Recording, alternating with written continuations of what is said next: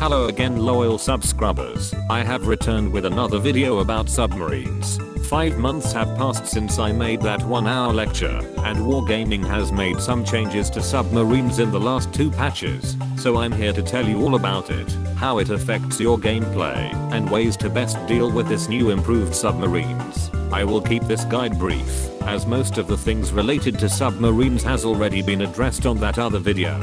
I recommend watching that, if you haven't already. It provides the necessary context in retrospect to the changes that are now implemented. Here are the segments for this video, and if you don't want to listen about submarine thingamajig, you can skip to this part. Now, let's not waste any more time. Previously, Hydrophone works by highlighting enemy ships in range, updating their position every few seconds, and active until the timer runs out. Now, Hydrophone only highlight them once and then immediately going back into cooldown. On the plus side, it can now highlight ships behind island cover, can be activated from the surface, and are better highlighted on the mini-map for your teammates to notice. Its purpose remains the same, providing situational awareness when you don't have vision. It gains the ability to ignore island altogether, but loses the capability to track enemy movement. This changes to make Hydrophone works more as a defensive tool, instead of an offensive one, like using it to ping an unspotted ship from underwater, or to line up a shotgun. In my opinion, this is a good change. As I mentioned in the 1-hour guide, Hydrophone simply provides too much information for the submarine player, so changing it to only highlight once is a step in the right direction, although it still does not get announced to the enemy when activated, so it remains a one-sided interaction. However, a one-sided interaction is no longer a submarine exclusive feature anymore, and you will see why on the next segment.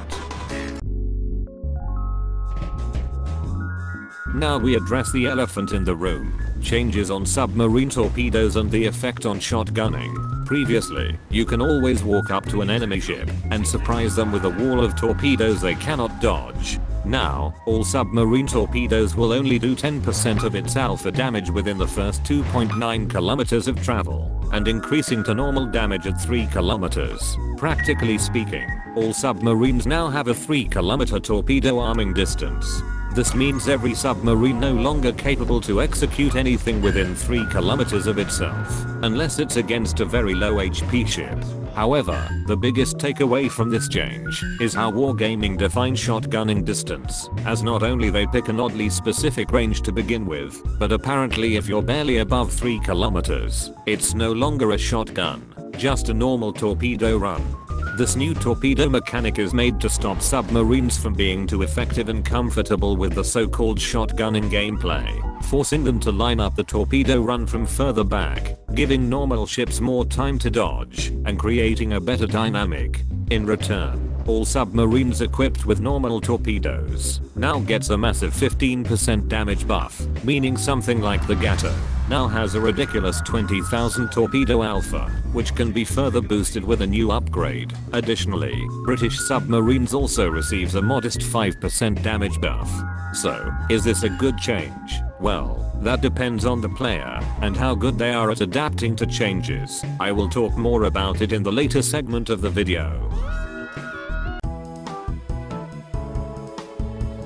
This is a new behavior for the sonar indicator. Previously, a sonar ping from a submarine is shown with a white crescent on the water. That gives a rough estimate of the submarine whereabouts when it uses its sonar. Now, a sonar ping will spawn multiple white crescents in a sequence that follows the submarine's direction of travel, so you can better predict where the submarine is going, and better predict where to drop depth charges. Another win for the surface ship players. But, as per Wargaming tradition, this change comes with a few caveats. First of all, it doesn't indicate how fast the submarine is going. As long as you're above 3 knots of speed, it will appear the same as if you were going at full speed. Note that if you are stationary, it will only spawn 1 crescent, like how it was before the change. Secondly, it is implemented in a somewhat awkward way. You would expect the crescents to uniformly overlap each other following the direction of the sonar ping. This is true with how it's visualized from the submarine's perspective. But for whatever reason, the game adds a positional offset for each of the spawned crescent if it's being viewed from the opposition. which can throw off your aim. So you must get used to how it represents the true direction of the submarine. However, you will notice that the crescent will always point to your ship, so if you see them forming like this, you know that the submarine is running parallel in relation to your ship. And lastly, despite the premise of making depth charge drops more effective, it's still being spawned randomly around the submarine if it isn't being spotted, just like how it was. Overall, this isn't the most ideal change in its current state, a bit of a band-aid. I guess Wargaming is still testing waters to prevent depth charges for being too effective against submarines, since they added plain depth charges to a few ships as well. But still, it's better than nothing. Big news. Submarine steering gears mod 3 and torpedo lookout system has been banished from existence because the former was the only upgrade worth taking, and the latter just flew over my head. In their place comes 2 new upgrades. First would be Torpedo Tubes mod 3, which increases torpedo damage. Then there's Reinforced Bulkhead that reduces depth charge damage. These 2 upgrades are equally useful for basically any submarine, so pick your poison. Next would be the removal of Damage Control System mod 1, replaced by Damage Control System mod 3, exclusive to submarines, that provides 5% lower flooding damage instead of 3% found on the mod 1. I suppose those gloves do make a difference. Another change is to the submarine steering gears mod 2. It loses the number, but now provides 50% better rudder shift time, which is great, as it is still my preferred upgrade. To make things even more spicier, there are 2 new special upgrades that can be bought for 17,000 coal. Reserve Battery Unit mod 1 that increases reserve battery action time, and Submarine Surveillance mod 1, which reduces the consumable preparation time. Very important if you want to get the upper hand when hunting enemy submarines. And finally, Sonar mod 2 gets demoted to the 2nd slot. These upgrade changes are made to improve gameplay variety. You can now equip your submarine to be a tanky submarine hunter, a sneaky rat, or a torpedo dispenser, and since most submarines have practically similar gameplay, it is now easier than ever to see if your build is working. Overall, a great change that doesn't upset existing balance. Thankfully there is none. XDDDDD. Here are some additions and changes that are too small to have their own separate segments. First is a new collision warning indicator that appears if there is a submerged enemy submarine within 2 kilometers of your position. This would only appear if both submarines are underwater, and both of them would receive the warning. However, if one of them is on the surface or at periscope depth, the warning would not appear at all.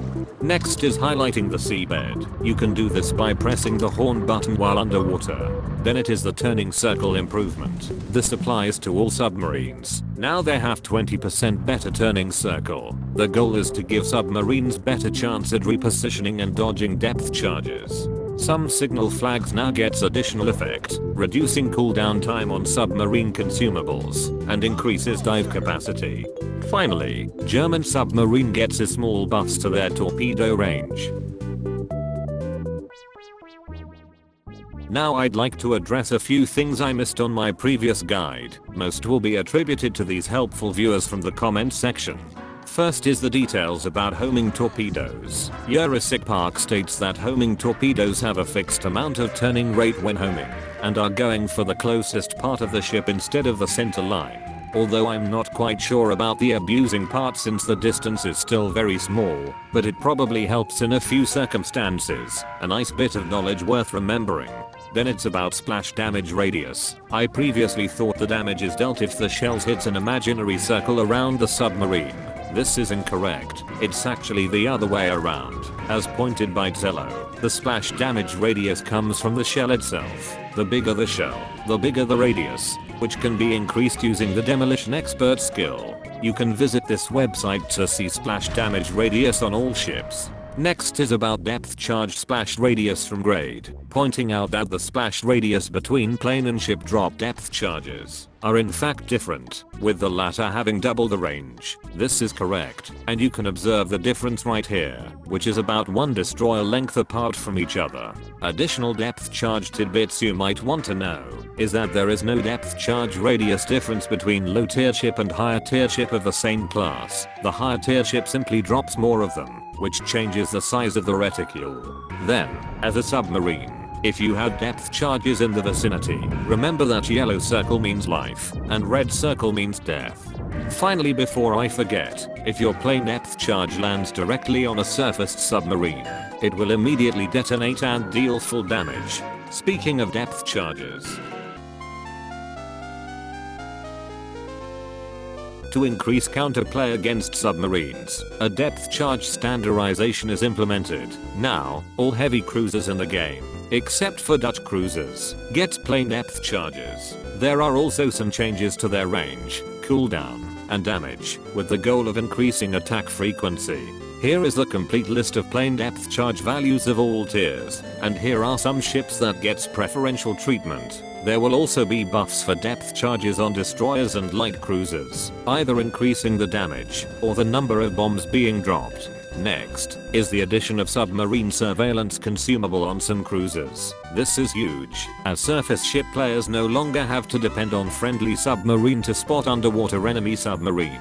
Currently, there are 4 Tech Tree cruiser line that gets it, and here are their values. Note that the Commonwealth cruiser gets 1 kilometer better range than others.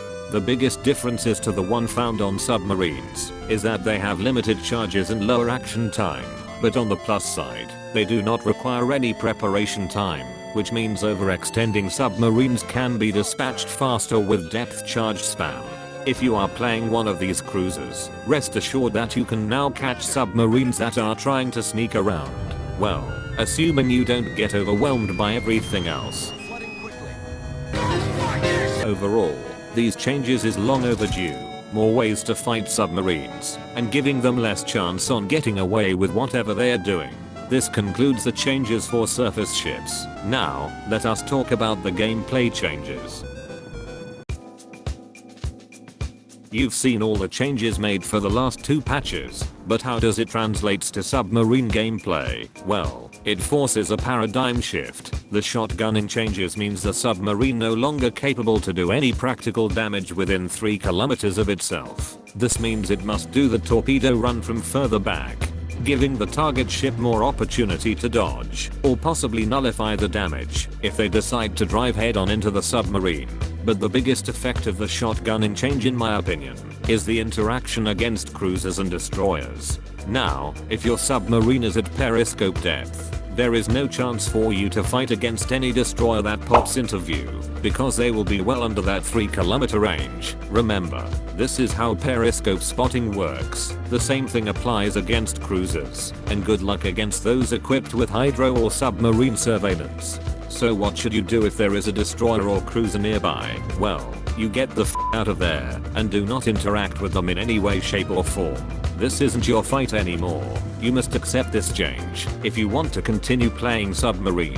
Unsurprisingly, a lot of submarine players are not ready for this. Losing the ability to execute ships that gets too close certainly did quite an impact, and that is before including other changes. Is this too much of a nerf? Is submarine now becoming unplayable? Can I go back to the game knowing there will be less people playing submarines? Perhaps.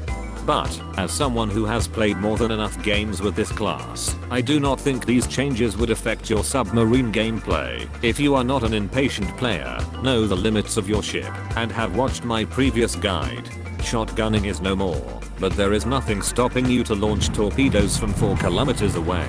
All you have to do is position yourself better, observe enemy movement, and you'll get all the same result. You may have less chance of landing those torpedoes, but on the plus side you don't have to risk yourself being spotted or having to use the sonar. As for dealing with destroyer or cruiser, well, you have to be more reliant on your teammates. If there is an enemy destroyer sniffing your back, you retreat to your teammates and let them do the killing when said destroyer unknowingly overextend. The same goes for cruisers. You can only deal with them if they are distracted by your teammates, so they have predictable movement, making them easier to hit. This also applies to submarine warfare. Your best bet is to sail away and make enough distance for those homing torpedoes to hit, or you can just let your teammates kill it with depth charges. As you can see, The solution for submarines to be relevant after this change is to stay further back, retreat whenever possible, and relying on teammates to deal with their biggest counters. Just like every other ship in the game when asked what is the best way to play this game. But I digress. I think the biggest reason why Wargaming did all these changes is to stop submarines from being a lone wolf that does everything by itself, rewarding a well-aimed torpedo attack instead of punching people in the face, and becoming a more team play oriented ship. If you disagree with these changes, go uninstall the game, or go get one of us from the armory if you still want to shotgun people. For everyone else who are still playing submarines, stop being too close to the enemy, then it's business as usual. Your job right now is to improve these numbers so Wargaming didn't end up buffing submarines any further. Now let's talk about the other classes.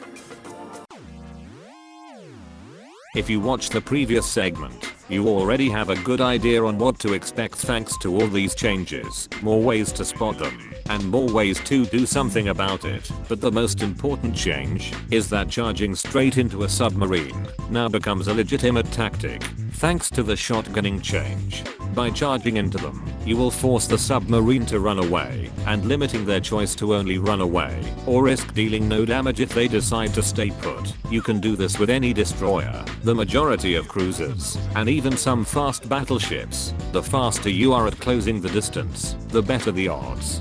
Just remember to not be stationary at any given time.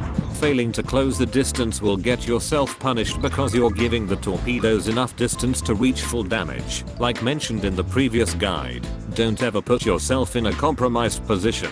If the submarine didn't kill you, their teammates will.